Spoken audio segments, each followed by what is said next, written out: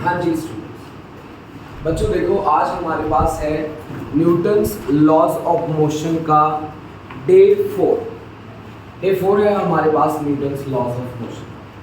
बच्चों आज का जो लेक्चर हम प्रिपेयर कर रहे हैं वो भी आपका कॉन्टेक्ट फोर्सेस के ऊपर है, ठीक है ना बेटा। वो भी हमारे पास किसके बेसिस पे है, कॉन्टेक्ट फोर्सेस के ऊपर बेस्ड है बेटा। और कॉन्टेक्ट फोर्सेस हमने कौन कौन सी लिए बच्चों, एक टेंशन, एक वेट और एक बेटा नॉर्मल रिएक्शन। एक लिया बेटा मैंने टेंशन, एक लिया बच्चा वेट और एक मैंने लिया बेटा नॉर्मल रिएक्शन। बेटा आप वहाँ सही हो, कंफर्टेबल हो? आपसे पूछ रहा हूँ बच्चे, ठीक। देखो बेटा हमने यहाँ पे जो कॉन्टेक्ट फोर्सेस पढ़नी है वो हमारे पास 3 कॉन्टेक्ट फोर्सेस है। मैं आपको बता दूं कि हमारा जो टॉपिक चल रहा है वो कॉन्टेक्ट फोर्सेस के ऊपर बेस है। कॉन्टेक्ट फोर्सेस के ऊपर बेस है। कॉन्टेक्ट फोर्सेस में मैंने सबसे पहले लिया है वेट। एक फोर्स है मेरी वेट को मैं ग्रेविटी बोलता हूँ बेटा। दूसरा फोर्स है मेरे पास टेंशन, दूसरी जो फोर्स है वो है मेरी टेंशन और तीसरी जो फोर्स है ना बच्चों वो है नॉर्मल रिएक्शन। Normal reaction. अब तक मैं इन 3 फोर्सेस से डील कर रहा हूं और इन्हीं तीनों फोर्सेस के मैं फ्री बॉडी डायग्राम आप लोगों के सामने बना रहा हूं और एक्सप्लेन कर रहा हूं, ठीक है ना बच्चों। अब तक मेरे पास जो फोर्स है वो है वेट, एक है बेटा टेंशन, एक है बच्चों नॉर्मल रिएक्शन। इन तीनों की 3 ही बातें हैं जो आपने याद रखनी होती है। इन 3 बातों को अगर आपने याद रख लिया तो आप इन पे काम बहुत आसानी से कर सकते हैं। नंबर 1, वेट की क्या बात है, जो एक ही बात है जो आपको याद रखनी होती है, बोलो always acts vertically. Very good. यानी कि वेट के बारे में एक ही बात याद रखनी कि always acts vertically downward. Always acts vertically downward, vertically downwards, downwards. यह हमेशा वर्टिकली डाउनवर्ड एक्ट करेगा। एक अच्छी बात इसकी ये, हमेशा मतलब अगर आपने टेढ़े प्लेन पे रख दिया, सीधे पे रख दिया, कहीं पे भी रख दो आप वर्टिकल डाउनवर्ड डायरेक्शन देख लो बेटा। वर्टिकल डाउनवर्ड का क्या मतलब है, वेट हमेशा ऐसे एक्ट करेगा, ये डायरेक्शन बनेगी, this is the direction of weight. और आपको पता है ना वेट अपने आप में एक फोर्स होती है और वेट किसको मेजर करता है, ग्रेविटी को। ग्रेविटी मतलब अर्थ का पुल, ठीक है ना बेटा। अर्थ किसी ऑब्जेक्ट को अपनी तरफ खींचती है, पुल करती है, किस फोर्स से, उसका नाम वेट है बच्चों। अर्थ के पुल को, यानी कि ये क्या है बेटा, पुलिंग फोर्स है बच्चों। ये क्या है बच्चा, पुलिंग फोर्स है। अर्थ किस फोर्स से ऑब्जेक्ट को अपनी तरफ अट्रैक्ट करता है उसका नाम होता है ग्रेविटी। और ग्रेविटी को मेजर कौन करता है बच्चों, ग्रेविटी को मेजर करता है ऑब्जेक्ट का वेट। अगर ये 2-3 बातें आपको वेट के बारे में पता है तो समझ लो आप इस कॉन्सेप्ट को बहुत इजीली अप्लाई कर। एक बात हो गई। दूसरी बात आ जाओ टेंशन। टेंशन देखो, टेंशन का मतलब क्या है बेटा, टेंशन भी एक फोर्स है बच्चों। याद रखना टेंशन एक ऐसी फोर्स है बच्चा जो रोप पे लगती है या रोड पे या स्ट्रिंग पे या फिर चेन पे। बच्चों जब जब आपको इन में से कोई वर्ड मिल जाए, चाहे रोप मिल जाए, चाहे रोड मिल जाए, चाहे आपको स्ट्रिंग, चाहे चेन, इन पे जो फोर्स लगेगी ना उस फोर्स का नाम जो रहेगा बच्चों वो नाम रहेगा क्या, बोलो टेंशन, ठीक है। अब टेंशन की भी एक खासियत है कि tension always acts towards the support. Tension always acts towards the support।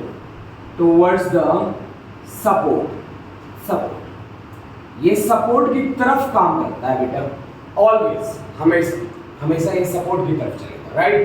आप मेरी बात समझ रहे हो ना बच्चों।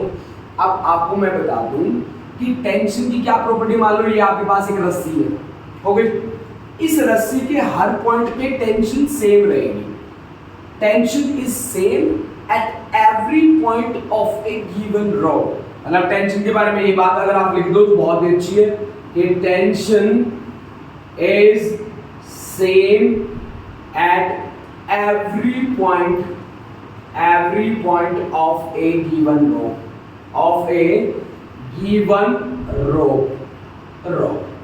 Tension is same at every point of a given rope मतलब एक रोप के लिए टेंशन सेम है, अगर आपने डिफरेंट रोप ले ली तो फिर टेंशन डिफरेंट हो जाएगी, राइट ना बेटा। बट एक रोप के लिए हर पॉइंट पे टेंशन क्या रहेगी, सेम रहेगी। अगर यहाँ पे टेंशन दी है ना बेटा इस रोप में, यहाँ पे भी टी मिलेगी, यहाँ पे भी टी मिलेगी, यहाँ पे भी टी मिलेगी और यहाँ पे भी टी मिलेगी। आप समझ गए मेरी बात। तो टेंशन के बारे में अगर ये 2-3 बातें आपको याद हैं तो आप समझो आप टेंशन के साथ बहुत आसानी से डील कर जाओगे। तीसरी बात हमारे पास आती है नॉर्मल रिएक्शन। मैं आपको बता दूं बच्चों कि ये तीनों की तीनों फोर्स जो मैं आपके साथ डिस्कस करने वाला हूँ वो कांटेक्ट फोर्स है बच्चा। कांटेक्ट मतलब जहाँ दो सरफेस आपस में कांटेक्ट में आते हैं वहां लगती है। अब वेट करेगा, वेट कब एक्ट करेगा, जब आप अर्थ के सरफेस पे खड़े होगे। ऐसा तो नहीं है ना आप हवा में उड़ रहे हो और आपका वेट काम कर रहा है, हवा में काम नहीं कर सकता। टेंशन है तो कांटेक्ट में आएगी तभी लगेगी। खिंचाव होगा रस्सी में, टेंशन को क्या बोलते हैं, खिंचाव, रस्सी में खिंचाव। तीसरा नॉर्मल रिएक्शन। नॉर्मल रिएक्शन कब लगेगा, जब एक्शन करोगे, ठीक है ना, तभी लगेगा नॉर्मल रिएक्शन। नॉर्मल रिएक्शन भी कांटेक्ट फोर्स है जो कहाँ लगती है, परपेंडिकुलर टू कांटेक्ट सरफेस। हमने बोला कि टेंशन कैसी फोर्स है, पुल वाली फोर्स नहीं है, ये पुश वाली फोर्स है बच्चा। ये बात आप याद रखना, ये धक्के वाली फोर्स है, खिंचाव वाली नहीं है, धक्का लगेगा, सही है। अब बात आती है नॉर्मल रिएक्शन। नॉर्मल रिएक्शन के बारे में एक बात बड़ी फेमस है, वो बात क्या है, always acts perpendicular to contact surface. हमने क्या बोला, ऑलवेज, जैसे यहां बोला था ना ऑलवेज एक्स वर्टिकली डाउनवर्ड, यहां क्या बोला हमने, always acts perpendicular to contact surface. Contact surface, ये कांटेक्ट सरफेस का हमेशा क्या लगेगा बच्चा, परपेंडिकुलर लगेगा। हमेशा कांटेक्ट सरफेस का क्या लगेगा, परपेंडिकुलर। मान लो अब मैं इस दीवार को धक्का देना स्टार्ट कर दूं ऐसे, इससे, तो नॉर्मल रिएक्शन कहाँ लगेगी, अगर हम दोनों आपस में कांटेक्ट में हैं, मान लो ऐसे कांटेक्ट में, फोर्स नहीं लगा रहा, कांटेक्ट में हम, तो वो दीवार मेरे ऊपर नॉर्मल रिएक्शन लगाएगी, इधर मैं इसके ऊपर नॉर्मल रिएक्शन लगाऊंगा अगर हम कांटेक्ट में हैं तो, ठीक है। मैं जितने भी टॉपिक डील कर रहा हूँ वो सारे के सारे इक्विलिब्रियम के अंडर आके डील कर रहा हूँ। इक्विलिब्रियम का मतलब है नेट फोर्स का जीरो हो जाना, समझ रहे हो। जितना भी मैं यहाँ काम कर रहा हूँ अब तक मैंने मोशन में मैं नहीं आया, मेरा कोई भी ऑब्जेक्ट एक्सेलरेटेड नहीं है। जैसे मैंने यहाँ पे जितने भी एग्जांपल्स आपके सामने रखे, एग्जांपल 1, एग्जांपल 2, एग्जांपल 3, कोई भी मेरा ऐसा एग्जांपल नहीं है बच्चा जहां मेरा ऑब्जेक्ट मोशन में आपको देखने को मिलेगा। मेरा ऑब्जेक्ट रेस्ट में मिलेगा आपको। रेस्ट का क्या मतलब है, रेस्ट का मतलब है नेट फोर्स का क्या हो जाना, उस पे जीरो हो जाना। बच्चों आप ये बात भी नोट कर लो, अगर कोई ऑब्जेक्ट रेस्ट में है तो इसका मतलब है इसके ऊपर लगने वाली नेट फोर्स कितनी है, जीरो। आप नोट कर लीजिए इस बात को, बहुत अच्छी बात है। मतलब रेस्ट में है ऑब्जेक्ट, मतलब नेट फोर्स क्या है बच्चा, जीरो। नेट फोर्स कितनी है बेटा, जीरो, सही है। अगर मेरा ऑब्जेक्ट रेस्ट में है तो इसका मतलब उसके ऊपर लगने वाली नेट फोर्स क्या है, जीरो।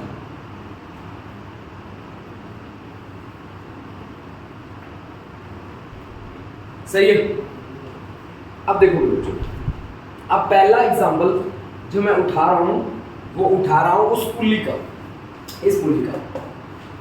अब तक के जितने भी क्वेश्चंस मैं कर रहा हूं सारे क्वेश्चंस में पुली मासलेस है, जो रस्सी हम लेते हैं ना वो भी मासलेस है, ठीक है। अब मुझे क्या बोला गया कि masses are in equilibrium. Equilibrium का मतलब मुझे क्या बोला, इक्विलिब्रियम का मतलब है नेट फोर्स का क्या हो जाना, जीरो। नेट फोर्स क्या है इनके ऊपर, जीरो है बच्चों, नेट फोर्स जीरो। अब आप लोग जब इसे देख रहे हो तो आपको ऐसे नहीं लग रहा होगा कि नेट फोर्स कहाँ है सर, हमें दिखी नहीं रही कोई फोर्स। मैं बताऊँ आपको फोर्स कितनी लगी पड़ी है यहाँ पे, आप हैरान हो जाओगे, इतनी फोर्स बता दूंगा मैं आपको। बताऊं कितनी फोर्स है, देखिए बेटा, बोलो बच्चों, ठीक है। देखो ये हमारा है mass m2, weight always it's vertically downward. Mass है तो वेट भी होगा। वेट क्या होता है, मास और एक्सेलरेशन ड्यू टू ग्रेविटी की प्रोडक्ट। बोलो वेट तो यही होता है, और वेट किसको मेजर करता है? ग्रेविटी को। तो इसका वेट कहाँ एक्ट करेगा बच्चों? इसका वेट एक्ट करेगा वर्टिकली डाउनवर्ड, मतलब ऐसे। ये डायरेक्शन बन गई किसकी? m2g की डायरेक्शन बन गई, बनी? बोलो सही बात है। इसी तरह से इसका मास है m1, तो इसका वेट कितना होगा? इसका वेट वर्टिकली डाउनवर्ड, ये लो जी वर्टिकल डाउनवर्ड, कितना था मास? m1, तो ये बना m1 into g। Weight always it's vertically downward, सही है, ऑलवेज। अब देखो मैंने वर्टिकल डाउनवर्ड ही खींचा है। वर्टिकल कौन सा होता है बेटा? ये वर्टिकल होता है। ये कौन सा होता है? हॉरिजॉन्टल होता है। ये वर्टिकल है, ये क्या है? हॉरिजॉन्टल।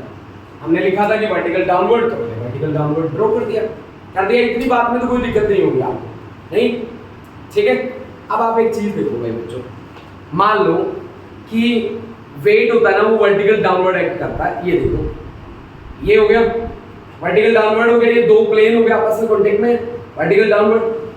अगर मैं इसको टिल्ट कर दूं, टेढ़ा कर दूं, तो मैं जितना इसे टेढ़ा करूंगा ये भी तो उतना ही टेढ़ा होगा भाई, नॉर्मल के साथ। मतलब इसके साथ ये कितना एंगल बना रहा है? इतना बना रहा है। अगर मैं इसको टेढ़ा कर रहा हूं तो ये एंगल क्या रहेगा? सेम रहेगा।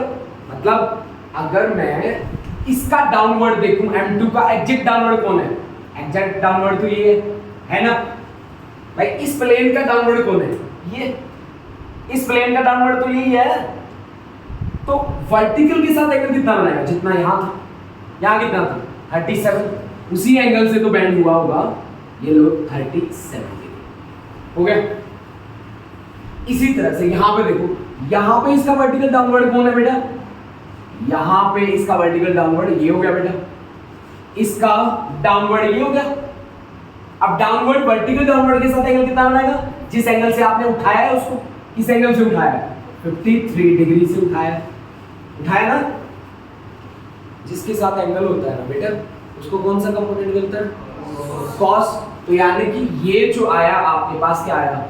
m2g cos कितना? 37 डिग्री। cos का परपेंडिकुलर कौन होता है? तो ये कौन हो गया? m2g sin 37 degree. बोलो सही है। इसी तरह से इसके पास एंगल है 53, जिसके पास एंगल होता है उसको हम कौन सा कंपोनेंट देते हैं? m1g cos 53 डिग्री, ये m1g है। और इसे क्या देंगे हम? m1g sin कितना? 53 डिग्री। बोलो बच्चों, बोलो बेटा, यहां तक कोई प्रॉब्लम? यहां तक कोई प्रॉब्लम नहीं है। अब क्या इसमें रस्सी लगी है? रस्सी लगी है पुल्ली के ऊपर, रस्सी है, रस्सी से दो मास बंधे हैं, और मासेस किसमें? इक्विलिब्रियम में दिख रहे हैं ना। ये पुली है, पुली के ऊपर से रस्सी जा रही है, एक ही रस्सी है, रस्सी एक है, तो टेंशन इसके लिए हर पॉइंट पे सेम होगी, और tension always acts towards the support. तो इस मास के लिए सपोर्ट कौन है? पुली। तो यहां टेंशन लगेगी इधर, सही है। और इस मास के लिए सपोर्ट कौन है? पुली। पुली की तरफ ये लो जी टेंशन हो गया। अब देखो मैंने क्या बात करी कि normal reaction always acts perpendicular to contact surface. Normal reaction कहां एक्ट करता है? Perpendicular to contact surface. तो कॉन्टैक्ट सरफेस कैसा? ऐसा। इसका परपेंडिकुलर कैसे जाएगा? ऐसे। बोलो। तो ये लो जी, इसका परपेंडिकुलर ये आ गया नॉर्मल रिएक्शन नंबर पहला, ये नॉर्मल रिएक्शन नंबर दूसरा आ गया। बोलो बच्चों, लिखते रहना हर चीज को, इग्नोर मत करना इनको। एक बार समझ में आ गया तो इससे इजी कोई चीज नहीं है। अब हमने, क्योंकि हमने कहा इक्विलिब्रियम का जीरो, हमने बोला इक्विलिब्रियम का मतलब नेट फोर्स का जीरो होना। अब फोर्स के तो दो कंपोनेंट है, एक एक्स कंपोनेंट है और एक वाई कंपोनेंट है। एफ नेट हमने लिखा है यहाँ पे, एफ नेट कितना है बच्चा? एफ नेट जीरो है। इसका मतलब sum of all forces acting in x direction is zero. इसका मतलब sum of all forces acting in y direction is equal to zero. Mass m1 को देखो, पहले M1 को देखो बेटा बच्चों, ये M1 है, M1 जहां है वहीं कब रहेगा? मान लो भाई एक बच्चा है, उस बच्चे को मान लो मैं इधर से खींच रहा हूँ 5 न्यूटन से, उधर से कोई खींच रहा है 5 न्यूटन से, क्या वो हिलेगा? नहीं हिलेगा। क्यों? क्योंकि नेट फोर्स 0 होगी। 5 न्यूटन इधर लगी, 5 न्यूटन इधर लगी, तो उसके ऊपर नेट फोर्स क्या होगा? 0। तो वो रेस्ट में रहेगा। तो मास M1 रेस्ट में कब रहेगा? जब नीचे लगने वाली फोर्स और ऊपर लगने वाली फोर्स दोनों क्या हो जाए? बराबर। ठीक है ना बेटा? यानी कि अगर मैं M1 के लिए बात करूं, फॉर M1 के लिए मैं बात करूं, नीचे कौन सी फोर्स लग रही है? M1 G sin 53 degree. ऊपर कौन सी फोर्स लग रही है? Tension T। सही है? अच्छा, इधर नीचे कौन सी फोर्स लग रही है? M1G कितनी? cos 53। इसको बैलेंस कौन करेगा? N2। यानी कि M1 G cos 53 degree is equal to क्या? Normal reaction N2। से this is equation number 1, equation number 2। आप मास M2 के लिए बात करिए, फॉर M2 के लिए बात करो। M2 को ध्यान से देखो, ऊपर कौन लग रहा है? टेंशन। नीचे कौन लग रहा है? M2G sin 37। यानी कि यहां पे M2G sin 37 degree is equal to क्या? Tension. Equation number 3। Normal reaction को कौन बैलेंस कर रहा है? नॉर्मल रिएक्शन की डायरेक्शन में कौन है? M2G cos 37। यानी कि यहां पे M2G cos 37 degree is equal to normal reaction कौन सी? N1। से दिस इज इक्वेशन नंबर 4। बच्चों मुझे क्या चाहिए क्वेश्चन में? मुझसे पूछा M1 रेशियो M2, M1 और M2 की रेशियो पूछी मुझसे।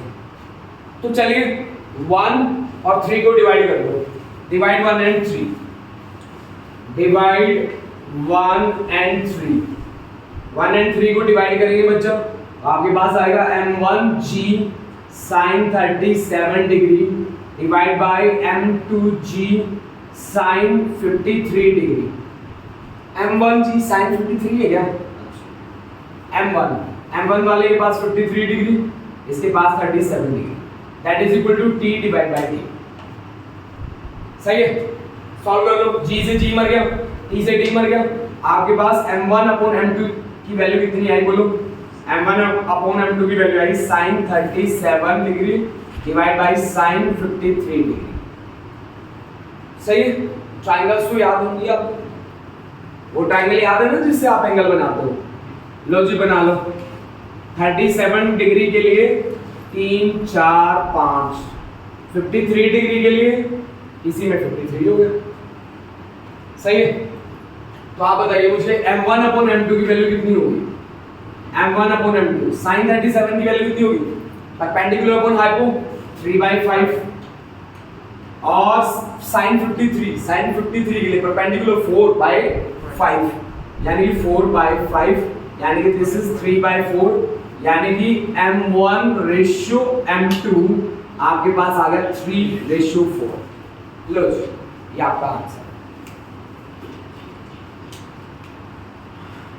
नोट कर लो बेटा। अगर आपको मेरी एक ही बात याद रह गई कि इक्विलिब्रियम का मतलब है नेट फोर्स का 0 होना, तो आप इस कॉन्सेप्ट को बहुत इजीली अप्लाई कर जाओगे। ठीक है ना बेटा? अगर आपको एक ही बात याद रहेगी कि नेट फोर्स क्या हो जाती है मेरी? 0 हो जाती है अगर मैं बात कर रहा हूं इक्विलिब्रियम ऑफ रेस्ट की। समझ गए बेटा? इक्विलिब्रियम यूनिफॉर्म मोशन के लिए भी हो सकता है बच्चों। कहीं आप ये बहुत सोचो कि रेस्ट के लिए इक्विलिब्रियम होगा ना, यूनिफॉर्म मोशन में भी नेट फोर्स 0 होती है। सही बात है गलत बात है? ठीक है ना? यूनिफॉर्म मोशन में भी नेट फोर्स 0 हो जाती है। हो गया? अगर इसमें कोई डाउट है तो बोल दो।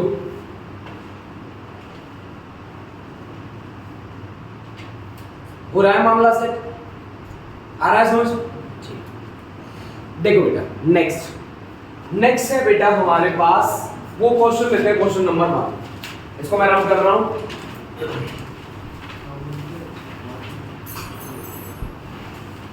देखो भी बच्चों कॉन्सेप्ट हमारा इक्विलिब्रियम का है। इक्विलिब्रियम का मतलब है नेट फोर्स का जीरो, इसी के आड़े दुआरे घूम रहा है बेटा पूरा कॉन्सेप्ट, है ना। देखो जी क्या बात बोली है और कैसे हमें सॉल्व करना है। बोला है कि टू स्मूथ स्फीयर्स, ये जो वर्ड है ना, ये वर्ड तभी यूज होता है जब हम फ्रिक्शन यूज नहीं करते, मतलब फ्रिक्शन फोर्सेस को हम नेग्लेक्ट करते हैं। आपको पता है ना कि जब दो सरफेस एक दूसरे के कांटेक्ट में आते हैं वहां फ्रिक्शन भी काम करता है। अगर फ्रिक्शन काम ना करे तो ये वर्ड लिखा मिलेगा आपको, two smooth spheres each of radius 5 centimetre, weight W, हर एक का वेट W है, रेस्ट ऑन वन अनदर, ठीक है, inside a fix cylinder of radius 8 centimetre. इस सिलेंडर का, ये जो सिलेंडर आपको बना के दे रखा है ना, ये वाला जो सिलेंडर आपको बना के दे रखा है, इस सिलेंडर का रेडियस कितना दे रखा है बच्चों? तो इसका डायमीटर कितना होगा? मतलब ये जो पूरी जो लेंथ है ये कितनी है? 16 सेंटीमीटर दिया है क्या? चलो 16 सेंटीमीटर, सही है, बोलो सही बोला क्या मैं? अच्छा दूसरी बात सुनो, इसका वेट W, इसका वेट भी W, weight always acts vertically, यानी कि इसका वेट वर्टिकल डाउनवर्ड, ये लो जी, ये हो गया आपका W, इसका वेट भी वर्टिकली डाउनवर्ड, ये भी हो गया क्या? W, हो गया। अच्छा अब सुनो दूसरी बात, ये इसके कांटेक्ट में है तो ये इसके ऊपर नॉर्मल रिएक्शन लगाएगा, तो ये भी तो इसके ऊपर लगाएगा, इसके ऊपर नॉर्मल रिएक्शन मान लो ये लगा रहा है कितनी? N1। नॉर्मल रिएक्शन कौन लगा रहा है? बॉल किसके ऊपर? स्फीयर के ऊपर। इसी तरह से ये नॉर्मल रिएक्शन लगाएगा स्फीयर के ऊपर, मान लो ये कितनी है? N2, मान लो ये है नॉर्मल रिएक्शन N2। ये दोनों भी आपस में कांटेक्ट में है, ये दोनों भी एक दूसरे के ऊपर क्या लगाएंगे? Normal reaction. बोलो बेटा, नॉर्मल रिएक्शन पुश वाली फोर्स है, तो ये इसके ऊपर लगाएगा मान लो N3, तो ये भी इसके ऊपर लगाएगा कितना? N3, सही है ना भाई? N3। अच्छा अब ये जो डिस्टेंस है ये कितना होगा भाई? इसका रेडियस कितना रहेगा स्फीयर का, बोलो? तो ये हो गया 5 सेंटीमीटर, ये भी हो गया 5 सेंटीमीटर, तो कितना आ गया? 10 सेंटीमीटर। अच्छा ये कितना है? 5 सेंटीमीटर, और ये कितना है? 5 सेंटीमीटर। तो देखिए ध्यान से देखो, फिर ये जो गैप है, ये जो गैप है ये कितना हो गया? बोलो भाई, ये 5 और ये 5, 5 5 कितना हुआ? 10, टोटल कितना है? 16, तो कितना बाकी बचा? 6। अब इस ट्रायंगल को बाहर निकाल लो, A B C, C पे क्या बन रहा है? 90 डिग्री का एंगल, निकालो फिर बाहर। ये आ गई आपके पास एक ट्रायंगल ABC, ABC, ये आपके पास A, ये आपके पास B, ये आपके पास C। B से C का डिस्टेंस है 6 सेंटीमीटर, A से B का है 10 सेंटीमीटर, तो ये कितना बचा? 10 का स्क्वायर माइनस 6 का स्क्वायर, 100 माइनस 36 कितना? 64, 64 का अंडर रूट कितना? 8। पाइथागोरस थ्योरम से कराया कहीं, अब आप सोचो कि ये कहां से बना रहा है? Pythagoras theorem. ये आ गया 8 सेंटीमीटर, राइट ना बच्चा? बोलो बेटा, अगर मेरे को यहाँ से थीटा निकालना पड़ जाए मेरे लिए कोई प्रॉब्लम नहीं है, नहीं है ना प्रॉब्लम? बोलो बेटा, ठीक है। अब देखो बच्चों, अपने पास आ गया W N3, यहाँ पे भी N3 N1, यहाँ पे N2, तो मैं N3 को रिजॉल्व कर दूं दो भागों में, N3 को डिवाइड कर दूं, N3 टेढ़ा है ना, N3 टेढ़ा है, N3 को डिवाइड कर लेते, कर लूं? देखो भाई बच्चों, N3 यूं आ रहा है इधर, तो इसके दो कंपोनेंट किधर बनेंगे? एक तो इधर बनेगा और एक इधर बनेगा। जब मैंने ये लिया थीटा, तो इसकी चोंच से कहां बैठ रही है? यहाँ, ये भी हो जाएगा थीटा, वर्टिकली अपोजिट एंगल ना। बोलो बच्चों, ठीक है। तो यानी कि ये N3 का क्या आ जाएगा? Cos component N3 cos theta, ये कितना आ जाएगा इधर n3 क्या बेटा sin theta. Equilibrium of rest तो sum of all forces acting in x direction है ना बेटा is equal to sum of all forces acting in x direction is equal to 0 and y direction is equal to 0। यही करना है। अब एक बात और हम भूल गए कि ये इसके नीचे कांटेक्ट में है, कांटेक्ट में तो ये भी तो नॉर्मल रिएक्शन लगाएगा। ये आ गया आपके पास नॉर्मल रिएक्शन नंबर चौथा। ये तो नीचे कांटेक्ट में नहीं है ना। तो अब आप देखो नॉर्मल रिएक्शन नंबर 4 किसके बराबर है बच्चों n3 sin थीटा प्लस क्या बेटा w से दिस इज इक्वेशन नंबर 1।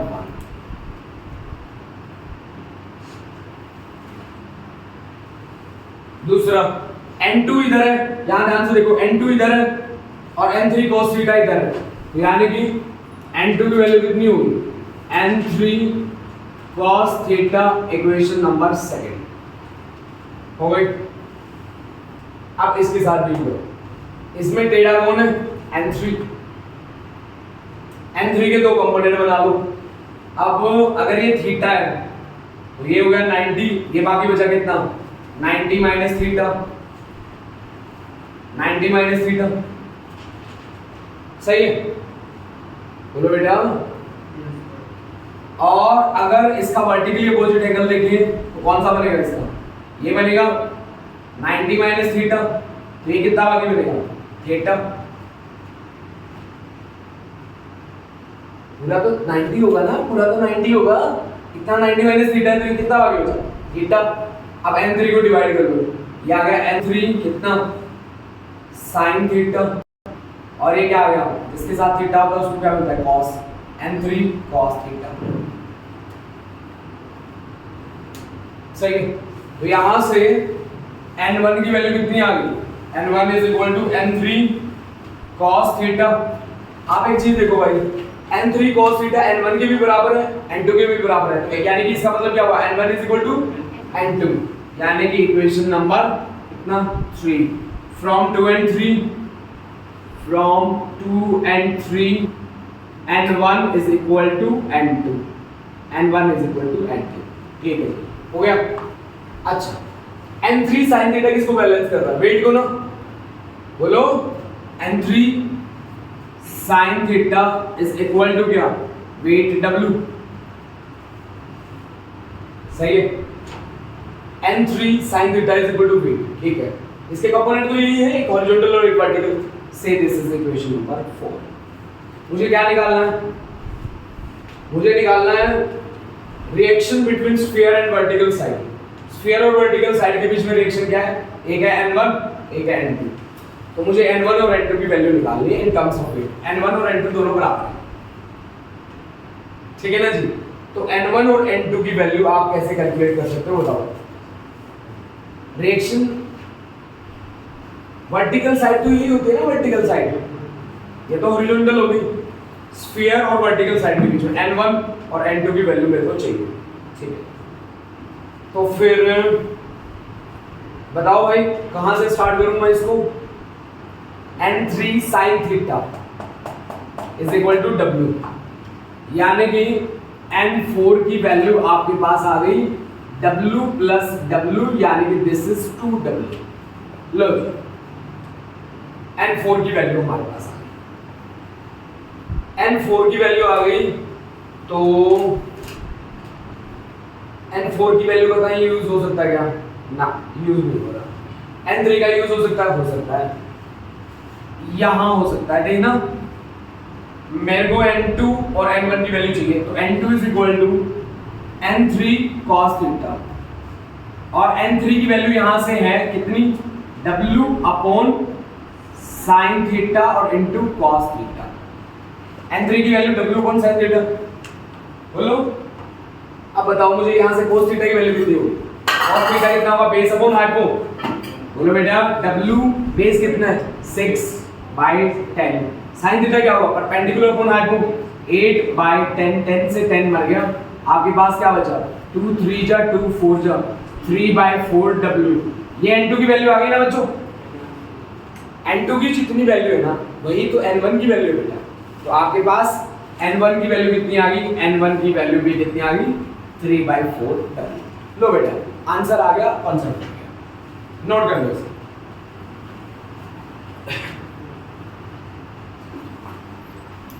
वो साथ वाले में बैठ जाओ बेटा। सर हम आएंगे कल से या फिर परसों से। हमारे एक्चुअली पीटी का ना तो पहला पेपर केमिस्ट्री का, आज हमने मैथ बुलाया बस बताने के लिए।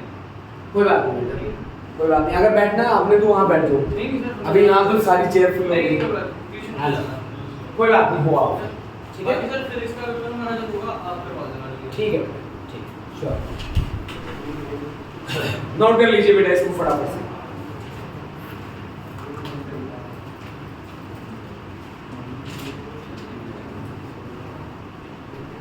सर आप कितने बजे तक यहाँ हो? 7:30 तक बेटा।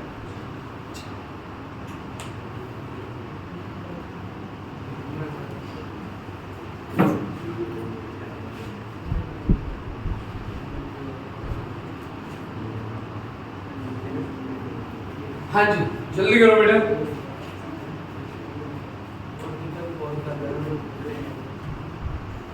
मैं करता हूँ बेटा, बीच में रोक दिया करो इसको एक बार।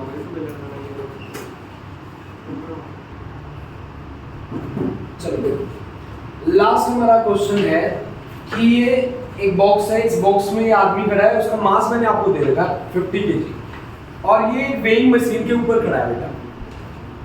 जो आपकी जो वेटिंग मशीन रहती है, मैं आपको एक बात बता दूं बेटा कि वो आपका एक्चुअल जो वेट होता है ना वो नहीं बताती, वो हमेशा नॉर्मल रिएक्शन बताती है। जैसे मान लो आपने हाथ रख दिया, ठीक है, तो आपने फोर्स लगाया, उसमें नॉर्मल रिएक्शन कितना दिया, वो नॉर्मल रिएक्शन की वैल्यू आपको बताएगी। हमेशा याद रखना जो वेटिंग मशीन है वो आपको नॉर्मल रिएक्शन की वैल्यू देती है। इसमें हमसे पूछा गया कि ये जो वेइंग मशीन है ये क्या रीडिंग देगी आपको। मान लो मैं इसको छोटा एक डायग्राम अलग से बना लेता हूँ छोटा सा। ये इस तरह का कॉन्सेप्ट मुझे दे रखा है, मान लो ऐसा ऐसा, ये इस बॉक्स के अंदर है ये पर्सन और ये एक वेइंग मशीन के ऊपर खड़ा है। ये मशीन है बेटा, देखो ना इस कॉन्सेप्ट को सही से देखना बच्चों।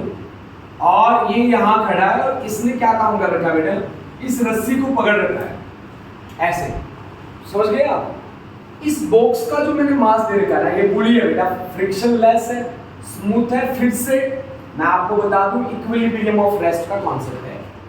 इक्विलिब्रियम ऑफ रेस्ट का मतलब है नेट फोर्स 0 हो जाना। इस बॉक्स का मास दे रखा है कितना, बोलो बेटा 30 किलोग्राम। और इस पर्सन का जो मास दे रखा है ना बेटा, वो दे रखा है 50 किलोग्राम। तो क्या आप में से मुझे तो बता सकता है कि इस वेइंग मशीन की रीडिंग कितनी आएगी, बताओ। नॉर्मल रिएक्शन देगा वो कितनी, 80। अरे यार आप सोच के देखो, आप एक डब्बे के अंदर खड़े हो और आपने रस्सी से यूं पकड़ रखा है उस डब्बे को, ठीक है ना, और नीचे वेटिंग मशीन लगी, वो वेट कितना देगी 80। तो प्रैक्टिकली तो पॉसिबल नहीं है, 80 जी तो पॉसिबल नहीं है, सही है। आप एक बात देखो, जब ये रस्सी को खींच रहा है, खींच, तो टेंशन कहां लगेगी, यहां टेंशन ऊपर, सही है। इस डब्बे के लिए भी टेंशन कहां, टुवर्ड द सपोर्ट, सही है, ठीक है ना बेटा। इस डब्बे का वेट कहां, डब्बे का वेट नीचे, डब्बे का वेट कितना है बेटा 30 किलोग्राम, मतलब 30 इंटू जी, 30 जी, वेट तो m इंटू जी होता है ना। और इस पर्सन का वेट कहां, इस पर्सन का वेट वर्टिकली डाउनवर्ड, मतलब 50 जी, 50 जी हो गया, बोलो बच्चों।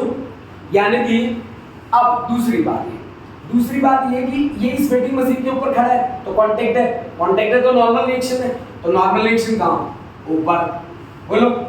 तो अगर मैं इस आदमी की बात करूं, आदमी की बात करूं, तो आदमी पे एक तो नॉर्मल रिएक्शन लग रहा है, एक टेंशन लग रहा है। अगर ये इक्विलिब्रियम ऑफ रेस्ट में है तो this must be equal to 50 g, this must be equal to 50 g. आदमी की अगर बात करूं, क्योंकि वो इक्विलिब्रियम ऑफ रेस्ट में है, तो normal reaction plus tension that is equal to 50 g, that is equal to 50 g, ठीक है ना बेटा, सही है।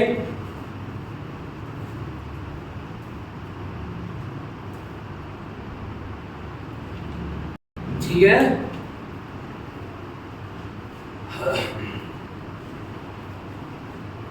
सही है भाई, फिर से बता दूं, ये आदमी है ना भाई, इसके ऊपर खड़ा है ना, तो पैर में जैसे ऐसे रख के खड़ा हूँगा तो मैं नॉर्मल रिएक्शन लगेगी, ठीक है ना बेटा। मैं अगर नीचे लगाऊं तो नीचे वाला भी तो लगाएगा मेरे ऊपर, तो नीचे वाला इसका जो फ्लोर है ना डब्बे का, वो इसके ऊपर नॉर्मल रिएक्शन ऊपर लगाएगा, ये नीचे लगाएगा इसके ऊपर, ठीक है। तो इसके ऊपर लगने वाली नॉर्मल रिएक्शन होगी ऊपर। अब ये इस रस्सी को खींच रहा है, तो टेंशन कहाँ एक्ट करती है, सपोर्ट की तरफ। सपोर्ट कौन दे रहा है, पुल्ली, तो टेंशन कहाँ करेगी, ऊपर। इसका weight always it's vertically downward. अब ये इक्विलिब्रियम में है, मतलब नेट फोर्स 0 है।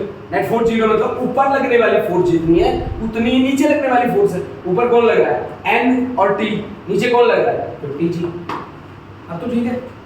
अब दूसरी बात सुनो, तुमने डब्बे पे नॉर्मल रिएक्शन मारी तो डब्बा भी तो मारेगा तुम्हारे ऊपर, है ना। तुमने डब्बे पे मारी तो डब्बा भी मारेगा, तो डब्बे ने कितनी मारी, n, तो फिर तुम्हारी नीचे n, तभी तो बैलेंस होगा ना यार, तभी तो इक्विलिब्रियम आएगा ना भाई। नॉर्मल रिएक्शन जितनी नीचे उतनी तो ऊपर बेटा। तो अगर मैं बॉक्स की बात करूं तो बॉक्स के लिए 30g और n नीचे लगा पड़ा है, और टेंशन कहाँ लगी, ऊपर। तो यानी कि t की वैल्यू कितनी आनी चाहिए, 30g प्लस n। मुझे किसकी वैल्यू चाहिए, मुझे तो नॉर्मल रिएक्शन ही चाहिए। नॉर्मल रिएक्शन ही तो रीडिंग होगी एक्चुअल में, सही है क्या, मेरे को n चाहिए भाई, ठीक है। तो क्यों ना अब किसकी वैल्यू रख दूं मैं यहाँ पे t की वैल्यू रख देता हूँ। तो n प्लस t की वैल्यू है 30g plus n, that is equal to 50g, यानी कि 2n is equal to 50g minus कितना 30g, यानी कि कितना आ गया 20g, that is equal to 2n, n is equal to कितना आ गया 10g। g की वैल्यू कितनी ले लो, 10 मीटर पर सेकंड स्क्वायर। g क्या है, एक्सेलरेशन ड्यू टू ग्रेविटी। तो n इज इक्वल टू कितना आ गया 10 into 10, this is 100 newton, this is 100 newton, ठीक है ना बेटा। यानी कि आपकी वेटिंग मशीन जो रिजल्ट आपको देगी वो आपका रहेगा 100 न्यूटन, सही है ना। बहुत सारे बच्चे सोच रहे थे कि वेटिंग मशीन, देखो यार वेटिंग मशीन तो यहाँ रखी है ना इस फ्लोर के ऊपर, तो इस डब्बे का तो वेट वैसे भी नहीं दे सकती। तो अगर आप 50 + 30 कर रहे हो तो सरासर गलत होगी बात, हो गई ना गलत, वो तो पॉसिबल ही नहीं थी ना। तो फिर आप इक्विलिब्रियम का कॉन्सेप्ट यूज करो और यहाँ पे कॉन्सेप्ट को बना दोगे।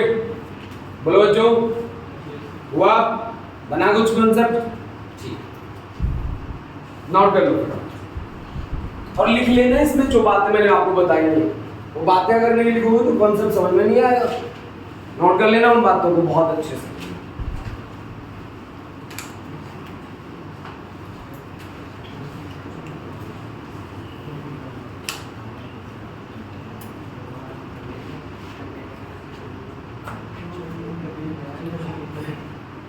हो गया,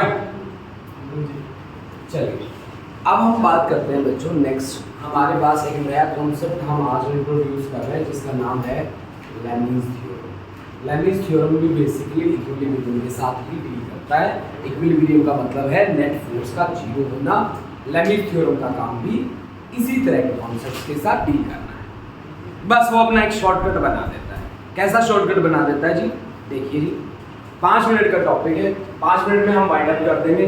नेक्स्ट जो हम करेंगे वो ब्लॉक ऑन ब्लॉक का कॉन्सेप्ट करेंगे, ठीक है ना बेटा। ब्लॉक ऑन ब्लॉक करेंगे हम। पुली ब्लॉक हम कर चुके बच्चों, फिर भी पुली ब्लॉक के कुछ क्वेश्चंस हम और लेंगे, ठीक है। कल का हमारा जो टारगेट रहेगा वो ब्लॉक ऑन ब्लॉक रहेगा, ठीक है ना जी। चलिए, मैंने जो कॉन्सेप्ट यूज करना है वो है लेमीज थ्योरम। लेमीज थ्योरम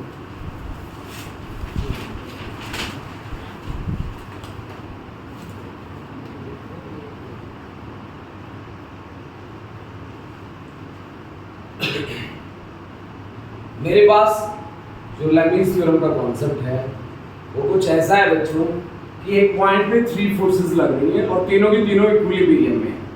मान लीजिए मैंने इस तरह से फोर्स ले ली, एक F2, एक मैंने फोर्स ले ली मान लीजिए F1, और एक मैंने फोर्स ले ली F3।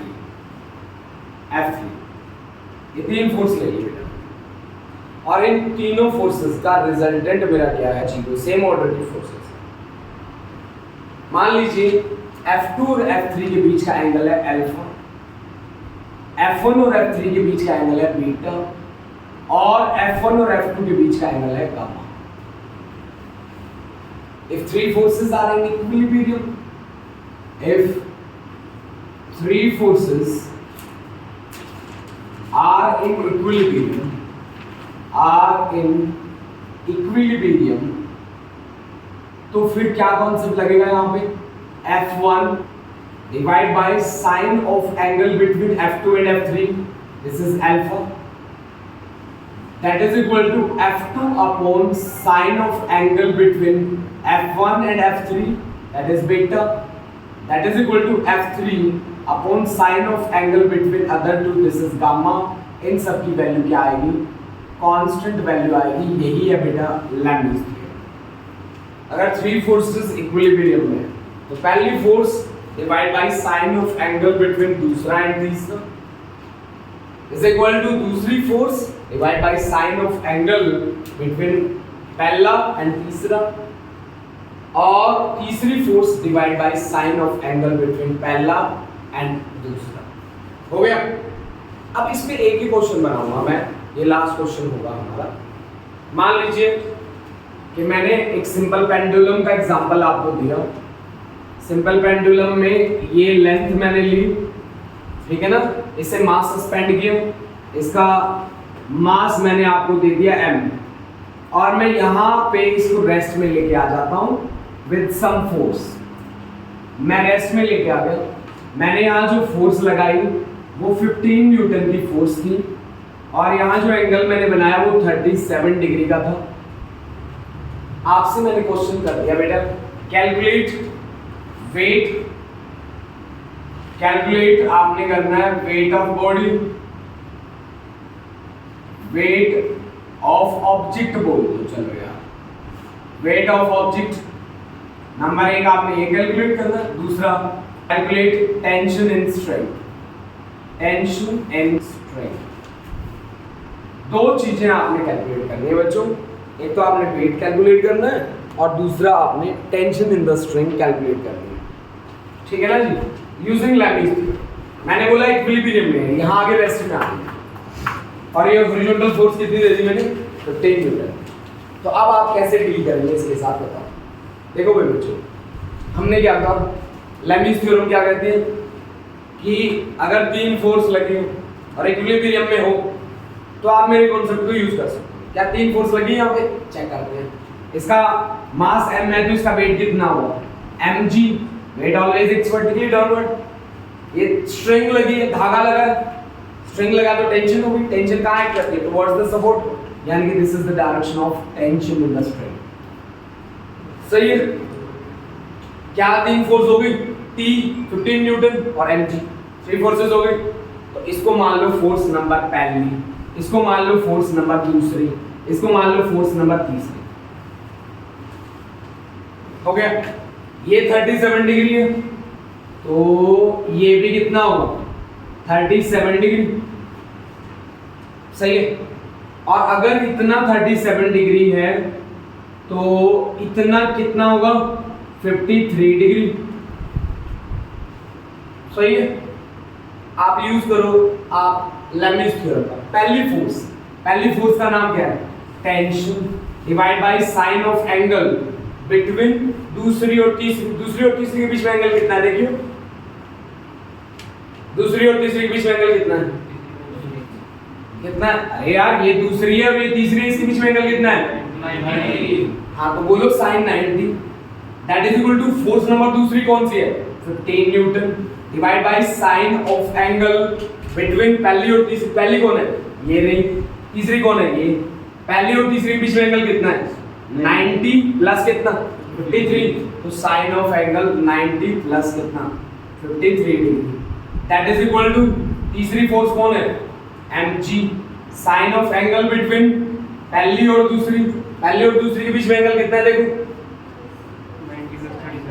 90 plus 37। Very good, 90 plus 37। सही है। t अपॉन साइन 90 की वैल्यू कितनी है, 15 upon sine 90 plus 53 cos 53 degree, mg upon sine 90 plus 37 cos 37 degree.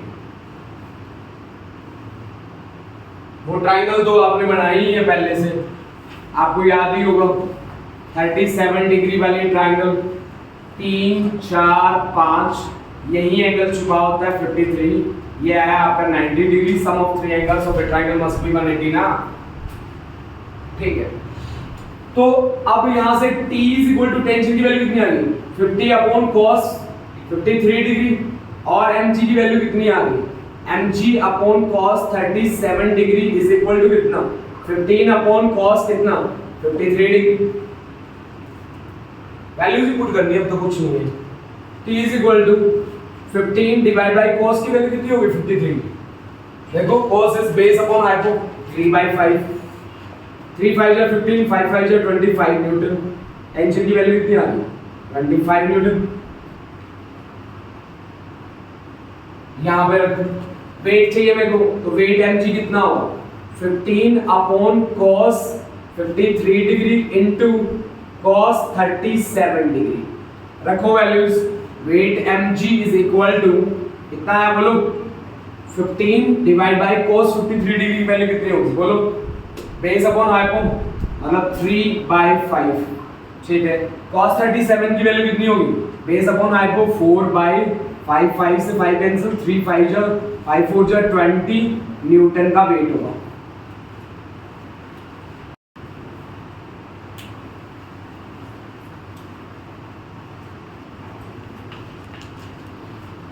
बताओ हुआ?